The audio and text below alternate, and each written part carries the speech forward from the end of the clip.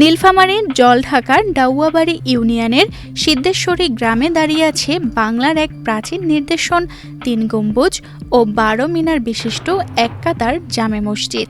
প্রায় ৮০০ বছরের পুরনো এই স্থাপত্য আজ মুছে যাওয়ার পথে।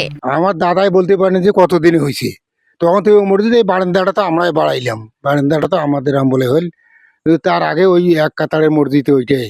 প্রাচীন ইট ও কারুকার্য খচিত নকশায় নির্মিত ছোট্ট এই মসজিদটি স্থাপত্যকলার এক দুর্লভ দৃষ্টান্ত। মসজিদের বাইরের দেওয়ালে রয়েছে আরবি লেখা, তবে বহু লেখা সময়ের সাথে সাথে হয়ে পড়েছে অস্পষ্ট।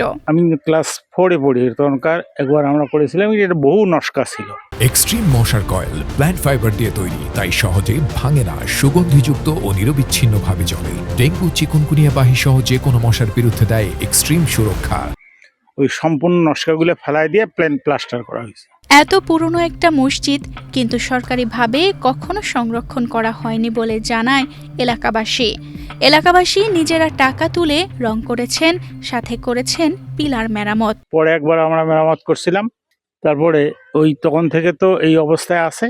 এরপরে এক প্রত্নতত্ত্ব বিভাগে লিখেছিলাম, তখন ওখানে এক সহকারী উপপরিচালক সম্ভবত উনি আসছিলেন, উনি সব মাপজোক করছেন, ছবি টবি নিয়ে গেছেন, নিয়ে টিয়ে গেছে ওই পর্যন্ত আর কি। ৫ ওয়াক্ত নামাজ পড়া হয় এই মসজিদে, কিন্তু বর্তমানে এটি সংরক্ষণের অভাবে ঝুঁকিপূর্ণ হয়ে উঠেছে।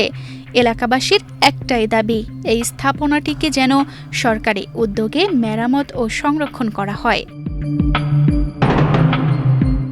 তানজিদা রহমান, ইনায়া, বাংলাদেশ প্রতিদিন।